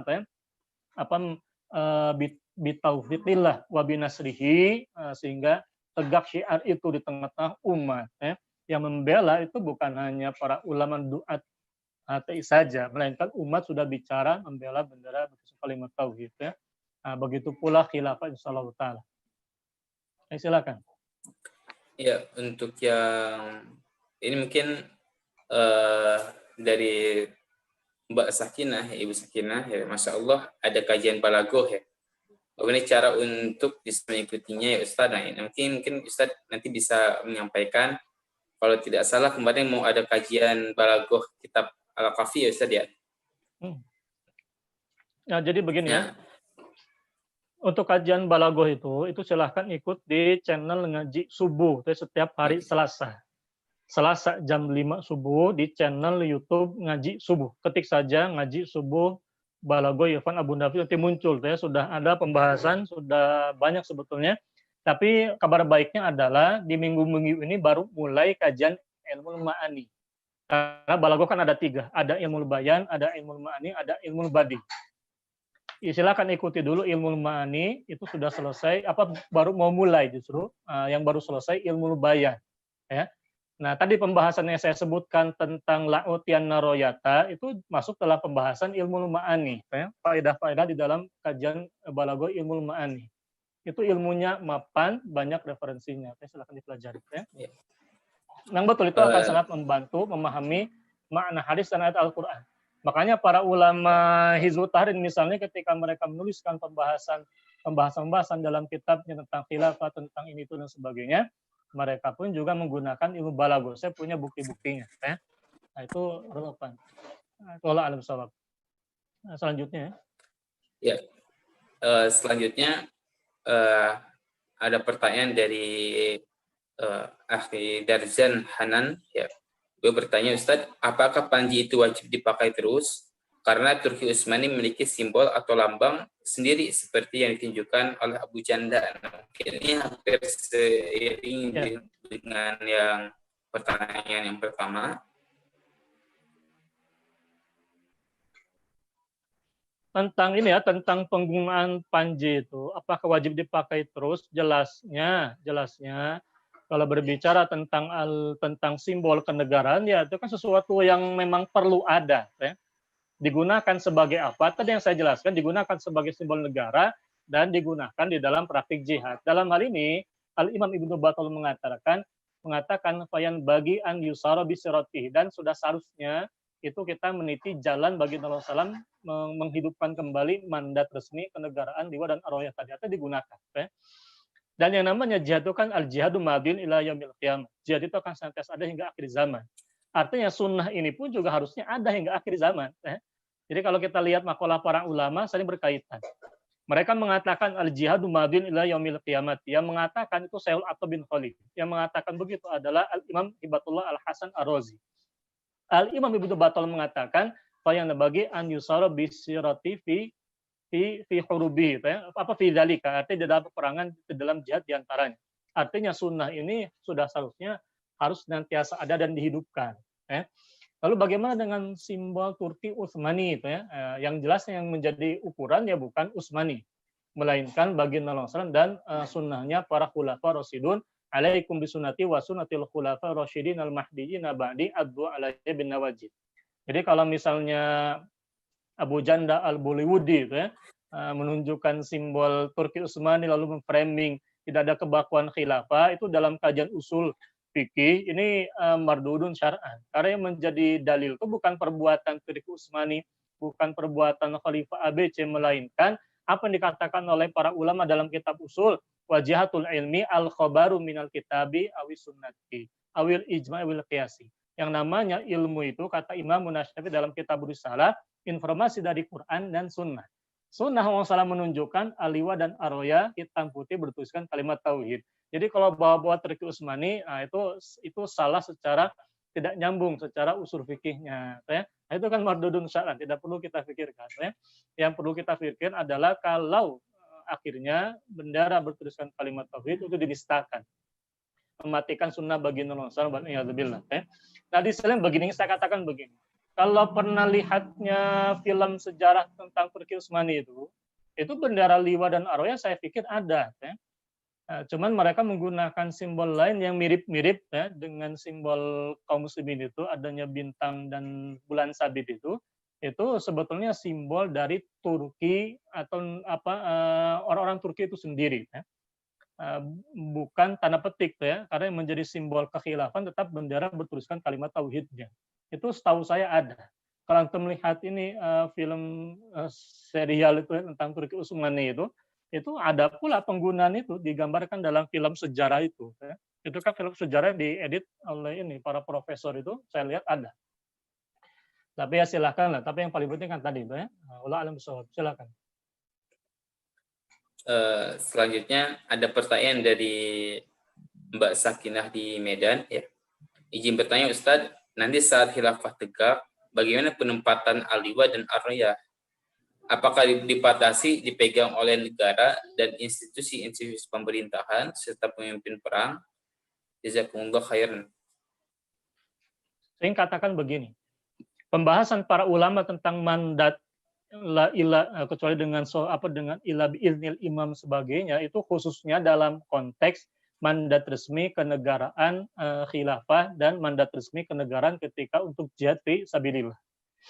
Nah, kira-kira fungsi bendera itu terbatas untuk itu saja tidak? Boleh tidak misalnya orang membawa bendera nation state untuk katakanlah siar, acara-acara upacara itu kan maklum digunakan. Ya. Maka saya pikir penggunaan tentang liwa dan aroya dalam konteks, perhatikan, di luar mandat resmi kenegaraan, itu sah-sah saja kita simpan. Bahkan di rumah saya ada itu Al-Liwa dan Ar-Rohiyah, itu saya pasang. Nah, itu untuk apa? Untuk syiar. Apalagi ketika kita menghadapi fenomena di zaman sekarang, orang tidak mengenal Al-Liwa dan Ar-Rohiyah. Ini ada yang tanya, Ustaz, mengapa banyak umat Islam yang belum mengetahui tentang bendera Rasul? Dari saudari Nikmah Mu'awana. Jawabannya adalah karena masih sedikit publikasi orang memperkenalkan itu. Maka tugasnya para ulama dan dai yang mengkaji kitabnya, membaca hadis Rasulullah SAW, yang paham ilmu balaghahnya itu bicara, ya. Yang paham ilmu fikih dan usul fikih itu bicara. Tidak boleh itu ya kita mendiskreditkan bendera tauhid. Tidak boleh kita misalkan bendera tauhid. Ini bendera baginda Rasulullah SAW. Ilmunya begini, ilmunya begini. Pakai ilmu balaghah Arabiyah, pakai ilmu nahwu dan sharaf, pakai ilmu usul fikih, itu ya. Tadi yang saya uraikan secara singkat padat itu kan menggambarkan. Kenapa banyak orang yang belum mengenal? Itu pertanyaan sebetulnya evaluasi bagi para ulama, para dai itu sendiri. Ya. Jadi boleh tidak kita syiarkan, kita perkenalkan, itu boleh-boleh saja. Saya ingin katakan begini, maka penggunaan liwa dan aroya dalam rangka untuk aksi masyarah misalnya, kalau orang pertanyakan, membenturkan, itu ada. Orang berupaya mendiskreditkan dengan mengatakan itu kan simbol jihad. Kenapa digunakan dalam aksi masyarah? Nah, kalau kita konsisten, afdolul jihadi kalimat haqqin inda sultanin jairin, yang namanya muhasabalil hukam, itu kan dalam rangka untuk mengoreksi penguasa, itu bagian dari afdolul jihadi. Meskipun memang dalam konteksnya, itu bukan dalam rangka sebagai mandat resmi dari khalifah kita bawa roya liwa, karena khalifahnya pun juga belum ada. Kenapa kita bawa itu? Li syiar, untuk syiar memperkenalkan apa yang dilupakan oleh sebagian kaum muslimin. Saya ingin katakan begini, coba kalau misalnya, ini bifadillahi ta'ala, kita tidak sombong. Kalau seandainya para ulama hizib, para dai hizib, di dalam kitab-kitab mereka tidak menjelaskan, di dalam amalan mereka, mereka simpan saja di kitab-kitabnya, tidak dibawa, diperkenalkan kepada halayak masyarakat, kira-kira bendera itu dikenal tidak? Bifadillahi ta'ala, karena para ulama kita menjelaskan dalam kitabnya, di dalam kitab Ajhijatu Ajdawlatil Khilafati ada penjelasannya. Kalau secara amali kita gunakan dalam simbol-simbol syiar kita, itu menjadi bagian dari syiar memperkenalkan apa yang terlupakan di antara sunnah-sunnah baginda Rasulullah SAW. Boleh, itu jelas itu bagian dari syiar itu sendiri, gitu ya. Itu tidak masalah. Yang tidak boleh itu kalau kita jihad, ya, ini resmi dari kenegaraan, dari khilafah misalnya, memandukan jihad, lalu tiba-tiba antum bawa, yang tadinya dipasang di rumah, dibawa itu, bawa liwa, tidak boleh. Itu sudah masuk wilayah mandat resmi kenegaraan yang berhak hanya Amirul Jaisi dan Amirul Qata'i. Apa dasarnya? Itu banyak hadis dan sebagainya. Kalau dalam konteks syiar memperkenalkan di luar mandat resmi kenegaraan, ya silahkan. Nah, itu jadi konteksnya perlu diperjelas begitu ya. Wallahu a'lam bishawab. Silakan. Ya, selanjutnya ada pertanyaan dari Ibu Daranita. Ya. Assalamualaikum warahmatullahi wabarakatuh. Ustaz, pasca pembakaran bendera tauhid kemarin, banyak dari kalangan umat yang jadi kenal dengan bendera tauhid. Akan tapi kebanyakan sekedar kenal, belum merasa memiliki, bahkan kebanyakan sekedar bahkan harus dibela dan diperjuangkan. Bagaimana cara sederhana untuk menimbulkan rasa pembelaan kepada masyarakat awam sekalipun. Ya, jadi intinya banyak orang yang hanya sebatas kenal, belum merasa memiliki, ya, sehingga tidak menimbulkan rasa perjuangan pembelaan terhadap bendera tauhid. Mungkin banyak tanggapan Ustaz. Mungkin jelas harus disurvei ini ya. Kalau dikatakan banyak, kebanyakan belum sekedar kenal, belum merasa memiliki, itu barangkali harus survei sebetulnya. Cuman secara survei sederhana ingin saya katakan, itu kenyataannya mungkin kebalikannya, mohon maaf ya. Lisan dalam kaidah Arab dikatakan lisanul hali afsah min lisanil maqali. Bahasa keadaan itu lebih fasih menunjukkan kepada realita daripada bahasa klaim, bahasa lisan semata, pengakuan semata. Mohon maaf ya. Jadi kalau lihat kenyataannya dari saudari Elidarita, kenyataan justru kalau yang saya lihat, ini bendera tauhid sudah milik umat. Pernah saya pulang dari Bandung itu ngisi pengajian sama istri keluarga tuh ya. Pulang tengah malam, pengajian pulang inilah ada acara, kita pulang naik Grab itu, ketika naik Grab car tuh ya, ketika lihat, wah ternyata pakai topi tauhid. Ini supir Grabnya pakai topi tauhid. Cuman saya tahu betul ini di Cianjur tidak ada fulan ini siapa, saya tidak kenal. Oh, ternyata beliau sudah bangga menggunakan topi kalimat tauhid itu, ya. Itu sudah menjadi milik umat. Di mana-mana sudah syiar, ya, mereka bawa itu sudah merasa bangga. Jadi bagi yang belum, nah ini tugasnya berarti yang kita sadarkan, ya. Bagaimana cara yang sederhana untuk menimbulkan rasa pembelaan kepada masyarakat awam sekalipun. Ini sangat sangat ini ya erat kaitannya dengan pembahasan tadi itu ya keilmuannya. Saya kira sih saya sederhana begini, saya kira kalau orang yang punya keimanan tuh ya, itu pasti dia cinta kalimat tauhid. Dengan catatan tidak boleh ada unsur-unsur asabiah itu. Karena unsur asabiah ini yang bisa menutupi mata hati sehingga kalimat yang jelas-jelas kalimat tauhid itu bisa dijustifikasi penistaan atasnya. Ya. Padahal bisa kita katakan mereka pun juga pasti cinta kalimat tauhid. Cuma karena ada subhat asabiah itu yang seakan-akan ya, bagi sebagian kecil kayak oknum itu merasa ya, kalimat tauhid itu layak untuk dibakar dan sebagainya. Meskipun juga akhirnya bisa dikatakan semua orang sepakat itu tidak boleh ya. Meskipun muncul selentingan-selentingan yang seakan-akan menjustifikasi itu ternyata terbantahkan pula bifadillahi taala ya. Nah, jadi yang paling sederhana yang kita jelaskan saja itu kan kalimat tauhid. Mungkin saya ingin paling mudahnya ibaratnya kalau orang memang mengakui itu bendera tauhid itu dihormati dengan cara dibakar ya. Berarti tidak kalau kita sodorkan bendera tauhid ya, lalu dia injak-injak itu lalu dia bakar. Itu pasti orang yang masih punya iman sedikit dalam hati tidak akan berani itu. Meskipun secara lisan dia mengatakan itu kan untuk menghormati itu malu-malu kucing ya. Karena kalau kita sodorkan ini kita lemparkan repetik ibaratnya ini bendera tauhid, ente berani tidak itu? Injak dan bakar nanti saya video ya. Bahkan sebelum dilakukan itu akan kita cegah kan begitu karena siapapun orang mukmin pasti tidak akan ridho terhadap perbuatan seperti itu. Wallahu a'lam bishawab. Ya, mungkin ini pertanyaan yang terakhir Ustadz. Pertanyaan dari Akhi Muhammad Ridwan. Ada yang sangat mengagungkan kalimat tauhid. Cek Ustadz Irfan. Ya. Jadi ada yang sangat mengagungkan kalimat tauhid dan mengharap keberkahan adanya darinya ya. Sampai-sampai ketika ada saudaranya wafat diikutkan dikubur kalimat tauhid tersebut dalam bentuk liwa dengan harapan memberikan fadilahnya yang agung kepada si mayit. Nah, bagaimana tanggapan Ustaz? Ya. Ini barangkali perlu diklarifikasi. Faktanya terlebih dahulu. Iya. Itu jelasnya kan ini kalau ini mungkin nanti masuk pada pembahasan tentang bab at-tabarruk ya. Bab at-tabarruki.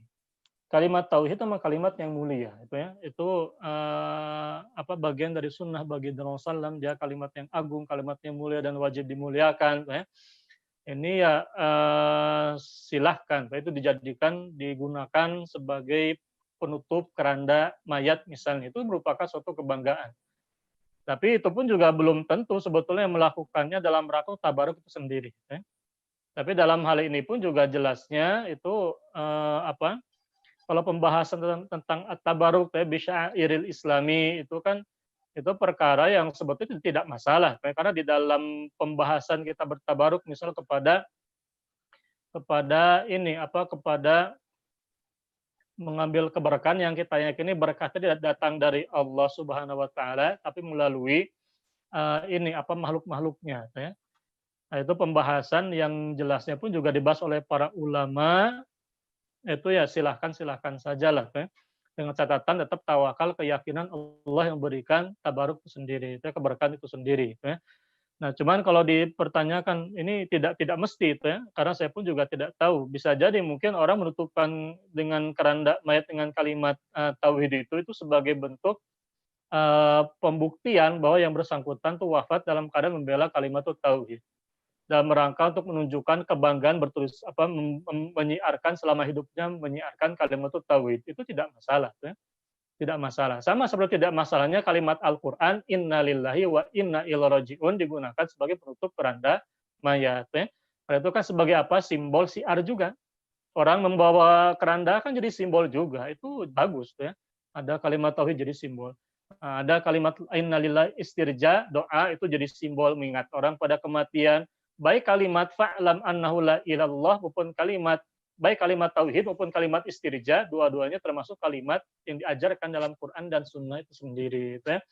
Nah, jadi secara hukum ya itu boleh-boleh saja, sah-sah saja. Tidak ada ketentuan syariat yang membakukan keranda mayat terus begini ABC, itu bukan wilayah taufiqiyah. Tapi jelasnya kainnya ketika dipakaikan tidak boleh sampai terhinakan, jatuh ke tanah, terinjak-injak orang di pemakaman. Itu yang tidak bolehnya di sana. Ya. Tapi kalau sekedar penggunaan tadi siar kalimat tauhid, simbol siar kalimat doa-doa istirja, itu min babi saya pikir termasuk bab syiar, sesuatu yang mulia, utama, tidak masalah. Sama seperti kami ketika saya nikah itu saya pun juga menggunakan siar apa? Bendera Panji Aroya. Itu saya gunakan untuk ini simbol ini di daripada pakai janur kuning, ya. Saya tidak mau, saya ganti dengan simbol Panji ini bendera Aroya, lalu ditautkan di bawahnya ada love-love. Nah, itu karena dibuatkan oleh saudara, kayaknya ya saya pakai saja lah, masa sudah dibuatkan tidak dipakai. Tapi kan intinya di syiar kalimat tauhid itu sah-sah saja digunakan, ya silahkan. Ya. Barangkali kalau pembahasan tabaruknya itu masing-masing ya masing-masing orang mungkin berbeda-beda persepsi. Allah alam bisawab. Ya, alhamdulillah pertanyaan sudah disampaikan semua dan Ustaz Irfan sudah menanggapi setiap pertanyaan yang diajukan oleh Bapak, Ibu, kawan-kawan semua. Mungkin sekarang closing statement Ustaz dari Ustaz, dipersilakan. Ya. Nah, ini intinya berbicara tentang penggunaan bendera tauhid itu. Berbicara tentang penggunaan bendera tauhid itu bagian tadi yang pertama jelas dia bagian dari syiar agama. Karena digunakan secara syar'i oleh baginda Rasulullah SAW, maka dia pun juga di samping tentang sebagai syiar agama, dia pun juga bagian dari sunnah min sunnatul Rasulullah. Sebagaimana ditegaskan oleh para ulama di sunnah, diantaranya Al-Imam Ibnu Battal. Ada orang mengatakan hadisnya dhaif, mereka mutasyaddid secara mutlak, ternyata terbantahkan. Itu pun juga dibenarkan oleh min hufadil hadithi, itu sudah cukup. Ya. Artinya hadis ini paling banter menjadi hadis yang mukhtalafun fihi. Kenyataannya dalam mazhab hadisnya Imam Munasy, dalam mazhab hadisnya An-Nasai Al-Syafi'i, dari kalangan Syafi'iyah, itu yang namanya hadis itu tidak boleh ditolak begitu saja, ya. Apalagi dalam wilayah fadlul amal kan sebagian besar juga para ulama menegaskan itu makbul digunakan dalam wilayah fadlul amal. Itu kan jelas sekali, ya. Jadi perbuatan mutlakan pendhaifan sembari menjustifikasi penistaan ini tidak didasarkan kepada argumentasi syar'i.